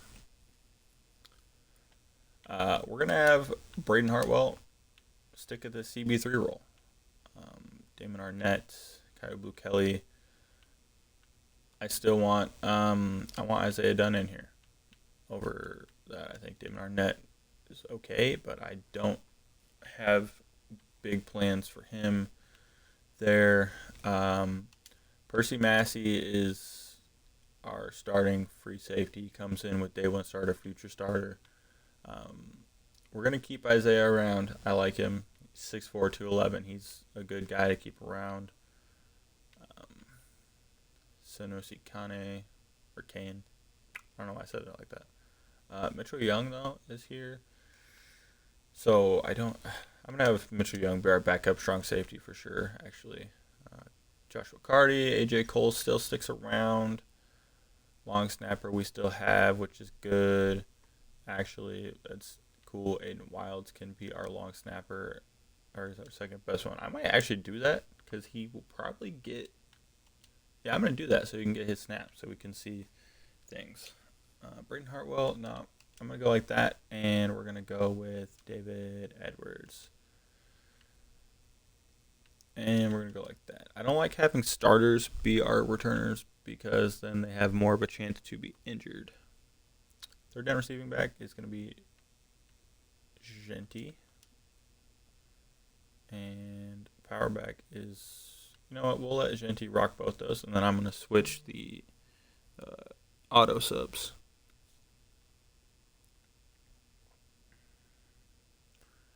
Slot wide receiver Besh played very well in that slot receiver role, but I do want Wicks to be the second guy. I am going to try to find a way to get Dante Thornton in some more this season, whether that's trading Trey Tucker or making him a hard slot guy or whatever it is. We're going to figure out how to get him more burn. Anybody's going to be our right rusher. Malcolm Kuntz will be our rushing DT1.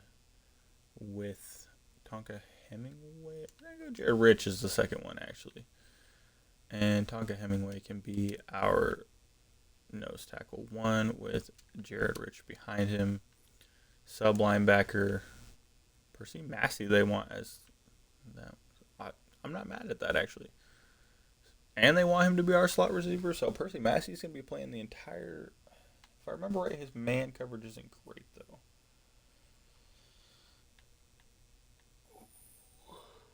But it is better than right about the same as Jeremy Chin's. And Jeremy Chin played very well in the slot to end the season. So I'm actually going to go like this.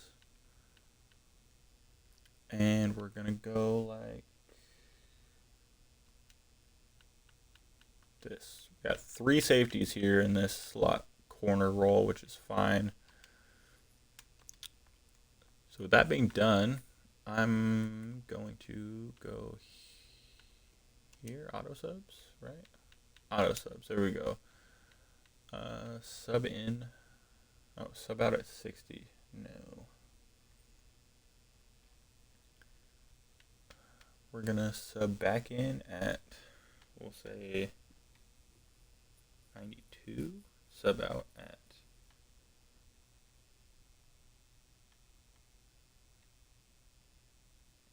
88. And we're going to see what that does there, actually.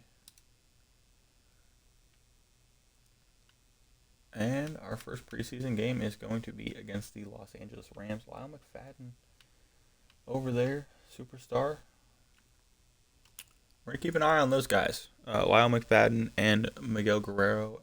I also want to keep an eye on LaMichael Hill and Brock Welch just to see how their seasons go, because those were guys that I was really interested in. Just looking at our lineup here, we got some playmakers for sure. I'm going to actually go in. We're going to go improviser here for Gregory Peterson before the first game. Try to get some of that throw accuracy mid. There it is. He gets an ability slot, so that means that he has at least superstar dev, which is telling, to say the least. Defensively, coming over here, Percy Massey. I'm actually really excited to see how his season plays out, along with Braden Hartwell, Elena Roberts, and Jeremy Chin over here with superstar dev all of a sudden. Interesting. I'm going to adjust their abilities probably off stream, just because it'll take a little bit too much time. We do have more guys with that. Steven Martinez. We'll just go like that. And yeah, so I think it's time to just get into this this first game here. I think we're gonna just kind of sim through this one. Like, we'll watch the sim. We'll watch the first offensive drive because Peterson will be in, and I want to see how he does. So yeah, we'll watch the first offensive drive, and then we're gonna just sim through this one. I want to just see more of our young guys, more of Peterson. We're gonna be getting the ball to start out too, so that's good. Here we go. Slow and go next quarter.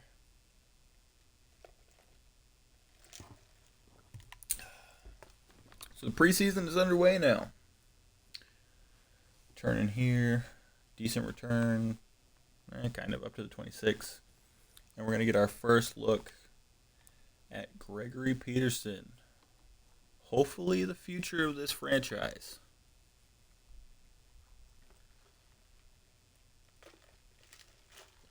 I may need to adjust the schemes after this game just to see if there's any better fits for us. He's taken off on his first snap. Okay. Dives down after a gain of 4. Immediately took off there, which was a little surprising. But, you know, I'm not mad at it. In the gun now. Stepping back to throw. Throwing. His first pass is completed over to Trey Tucker. Okay. Now, he does have that look for stars trait, so he'll be looking for our wide receiver ones a little bit more, and probably Brock Bowers also. Play action to Genti. Stepping up, and he is sacked. Jared Verse gets there for the sack. We lose about 6 there. Bringing up 2nd and 16, so we have not ran the ball a single time. which is a little surprising. Play action, throwing, almost picked off, batted down by the linebacker there, though. A little bit of a dangerous throw from Gregory Peterson. I do expect there to be some ups and downs this year. I don't expect like perfection or anything crazy, but I do expect a good season. Throwing over the middle, connects with Dontavian Wicks for the first down. So a good throw and good catch there. Gregory Peterson making some plays here in his first professional drive. Looking to show really just some good stuff as he connects with Besh over the middle for a first down, and we are moving the ball here. Still have yet to hand the ball off to Genti, which is a little bit worrying to me, but, you know, as long as we're moving the ball, I can't really fault what's happening, and then we hand the ball off with Genti right there, who gains 3, brought in by Landman.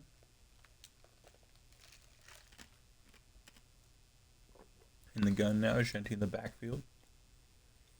Bowers motions over. Peterson throwing to Bowers on a little tight end screen. Bowers catch and run. Big catch and run. Breaks a tackle. Gregory Peterson looking good here in his first game. His first drive. Under center now.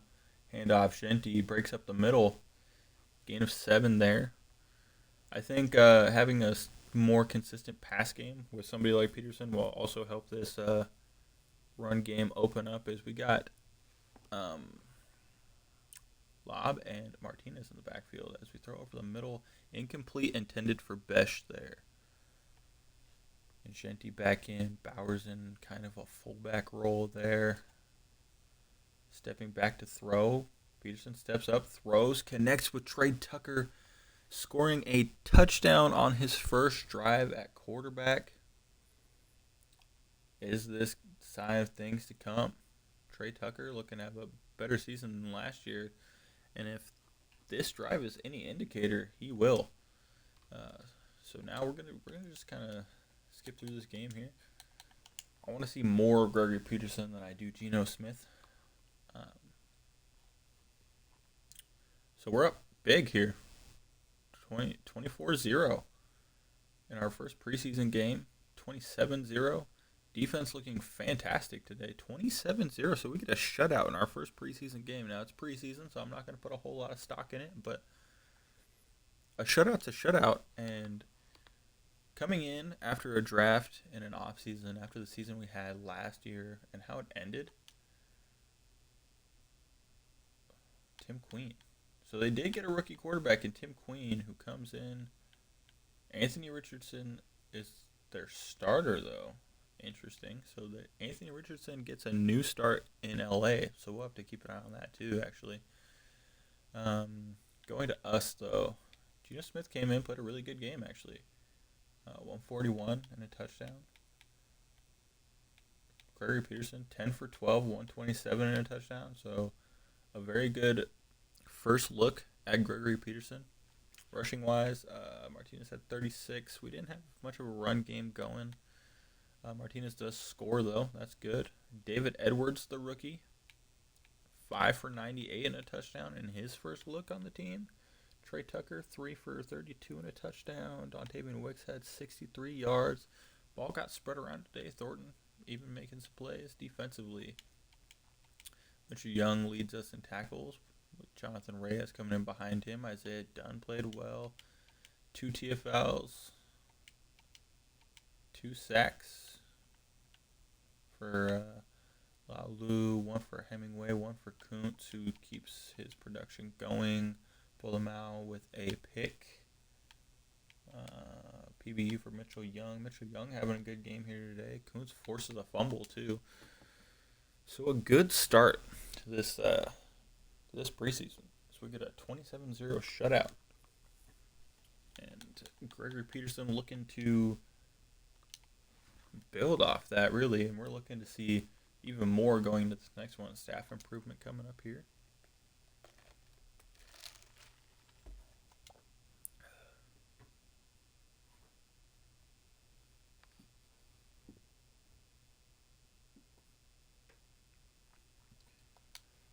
Lyman getting some look there. Rookie OTAs.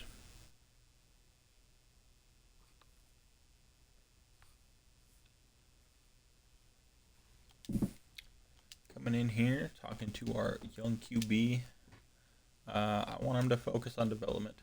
I'm not worried about him being an MVP candidate right away. I just want him to develop and get better. Position battle, obviously. We're not seeing a lot there. I think I'm actually going to just skip this game real quick, and we're going to get into the game against the Packers and watch that one. This stream and this episode on YouTube will be a little bit longer than I was thinking, but that's fine. For your Peterson, gets an upgrade there. We do lose this second game here. We got to see him a little bit more in this one, outside of one drive. He didn't play horrible. Completion percentage wasn't great, but we also didn't throw the ball as much. Looked like we tried to run. Martinez scores again, though, which is good. That's promising. Deanna Reynolds, the rookie, leading us in receiving yards there.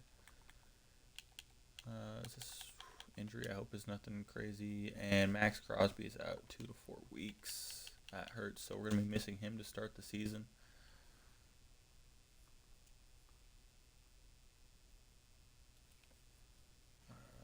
Tommy Ackenberg, bring it past. We'll go run defense.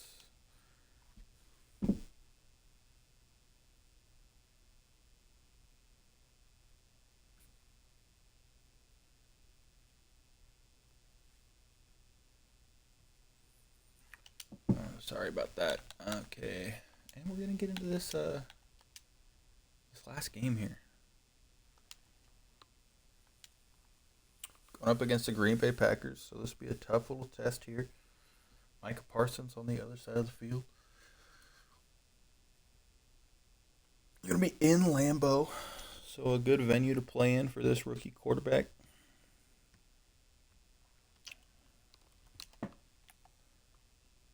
Ashton Genty back there and a lineman. I don't think that's accurate, but we're okay.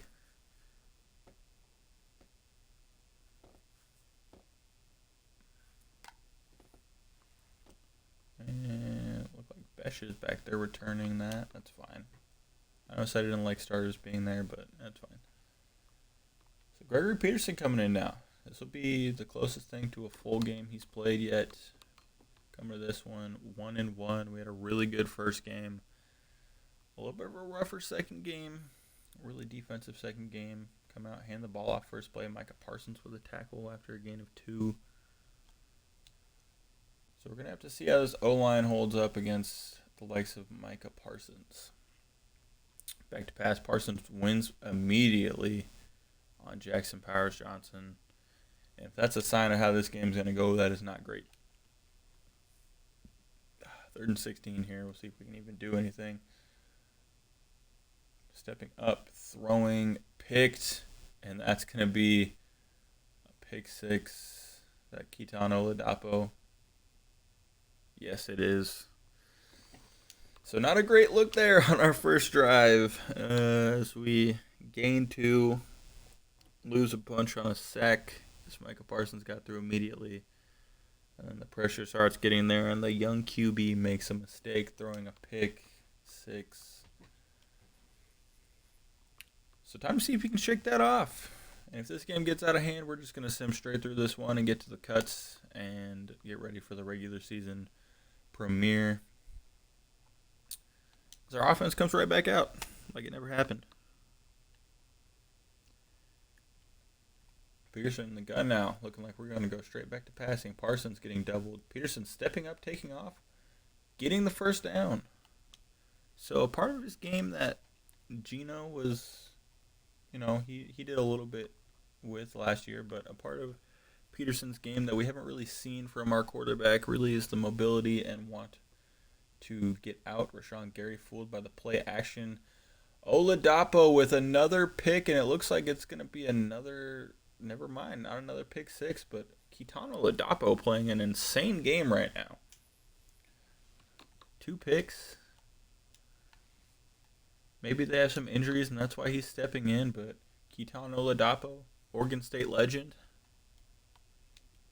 Trust me, I know all the Oregon State players in the league right now, or at least most of them.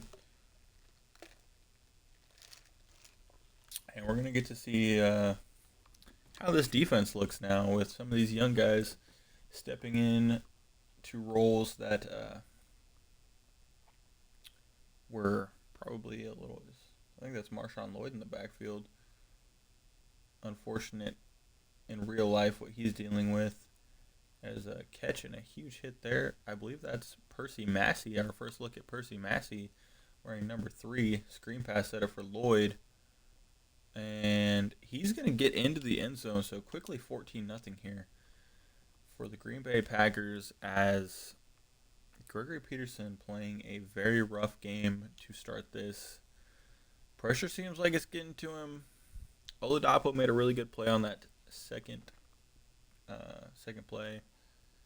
And just not a great start to this one. So we'll see if we can turn around here. And if we can't, it might be time just to get through this one. Take this loss on the chin because it looks like at this point it is going to be a loss. 0 for 2 with 2 interceptions, one of them being a pick six, is not a good start. And this O-line still has some question marks on it. Hand the ball off here to Genti, who breaks off a big one. Gets a huge gain there. 18 yards on that run. Maybe we need to just keep it on the ground. I did say I wanted to see us keep it on the ground a bit more this year. Another handoff, Genti, and our own line collapses. Micah Parsons, Edgerrin Cooper coming in. Quay Walker was right behind him. That play was going nowhere from the jump. Peterson under center now. Play action. Getting out. And Coop there to bring him down after a gain of 6. So 3rd and 4 coming up. See if we can get out of a drive, at least without turning it over. And the pressure getting there. Peterson going down. We're going to be punting this one away. And we'll be seeing our defense again. Percy Massey, somebody who I'm excited about, so I'm okay with seeing our defense a little bit more, although I wish it was under better circumstances. Jordan loving this Packers offense coming back out. Marshawn Lloyd in the backfield, so it looks like they let Josh Jacobs walk, or Marshawn Lloyd just developed over him. Matthew Golden, they count that as a catch even though the ball ends up on the ground after that hit, interestingly enough. Play action, Love stepping up, throwing just over the top of Golden, who was starting to break open. I think Massey was there to help that. Okay, yeah. Love throwing. Golden broken up, 4th and 3. Defense gets a stop. Nice. So our defense looking okay. The pressure hasn't really been getting there on these plays, but the coverage is looking better than it did last year. See if our offense can move the ball this drive. That would be nice. We had one big play from Genti, and that was basically it. So it's time to see if this young quarterback can step up here. Move the ball against a solid defense in the Green Bay Packers. Under center now, motioning Trey Tucker. Motioning Besh now. Stepping back, play action. Rashawn Gary, pressure starting to get there. Rolling out. And he throws his 3rd interception of the game. And if that's any tell on how this one will go, our Packers are already in the red zone here. If they score here, we're probably just running this clock out as the defense gets there. I believe number 3 is Percy Massey, but I could be wrong. I'm going to have to figure out these rookies' numbers now. I know Jeremy Chin is at number 11 over the middle there. And tackled down by, I believe, Percy Massey, who's been everywhere today, which is a good sign. Landon Roberts over the middle. Jeremy Chin standing in the back. Love throwing. Caught. Brought down.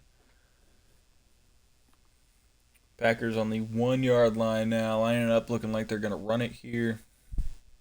They could possibly throw it, though. No, they do run indeed.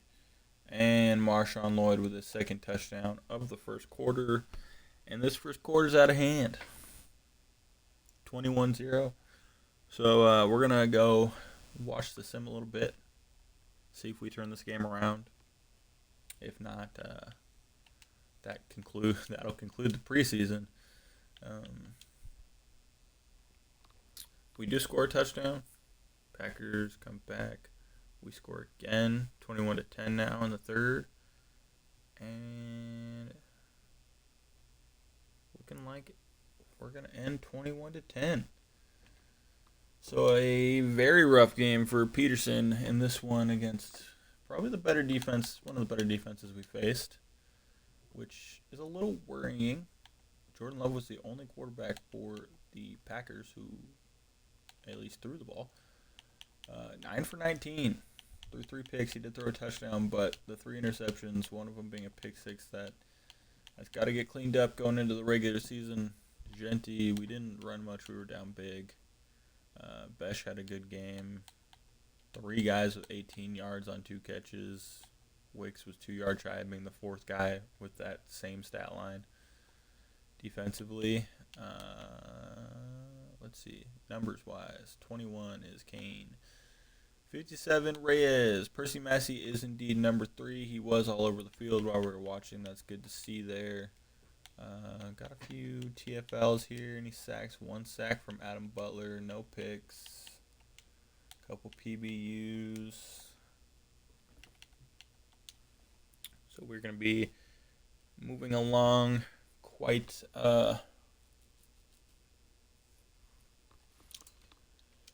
quickly to end this off, I think. Gonna go through, do our cuts, fill our practice squad out. Gotta cut 18 players.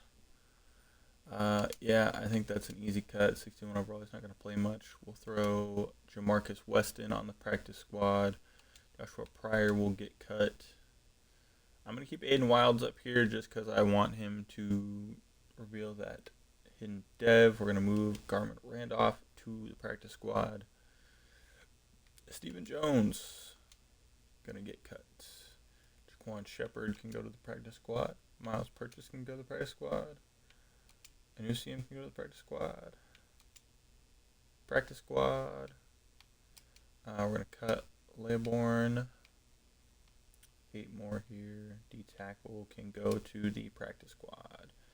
David Edwards can go to the practice squad. He had a pretty solid start there. J.D. Samuel. Yeah, he can go to the practice squad. Jose Ramirez is going to get cut. Unfortunately, we need 4 more now. King can go to the practice squad. Squeeze can go to the practice squad. I'm going to cut Damon Arnett. And we're going to keep Tonka up here. Alex Kappa, I'm going to cut. He's 31, 72 overall. He's not going to do much for us. So that's our cuts there. Kirk Cousins is a free agent. Julian Blackman got traded to the Dolphins. Interesting. Let's go look at the trade block here and just see if there's anybody interesting. Mac Jones, Joe Milton, Spencer Rattler, Kenny Pickett. Signed with the Patriots, and they already have him on the block. That's interesting. Dylan Gabriel's on the block. Will Levis, Will Howard, Quinn Ewers, Jalen Milrow. Bashal Tutton is on the block. Tajay Spears, Tank Bigsby, Woody Marks. Marquise Brown. Okay. Christian Kirk, Pat Bryant. McMillan, Nick Westbrook-Akine, Torrey Horton. Okay. Interesting. Harold Fannin Jr.'s on the block. Cole Kmet, Chika Okonkwo, who left the Titans and went to the Panthers.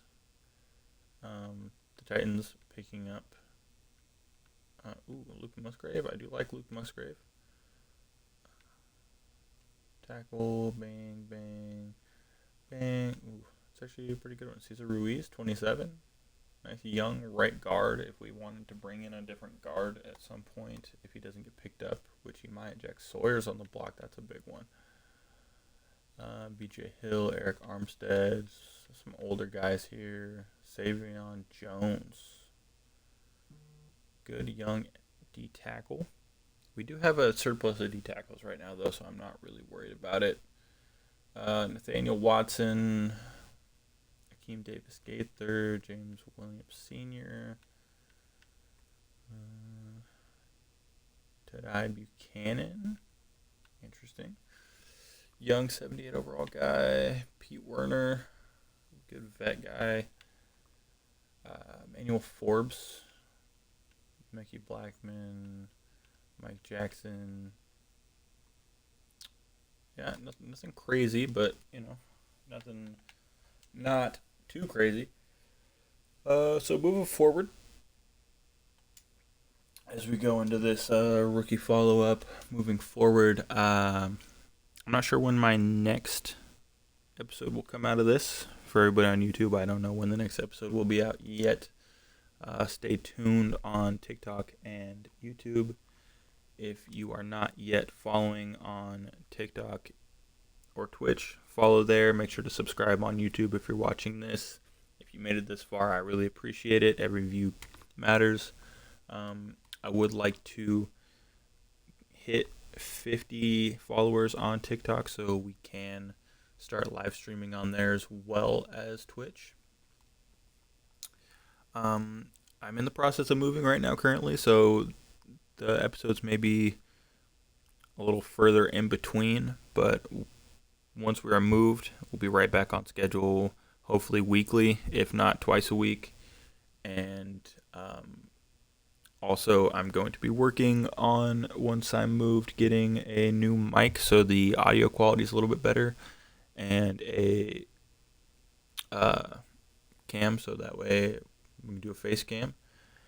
And yeah, so I hope you all are ready for the things to come, and I appreciate any support you all give, whether it's just liking or commenting.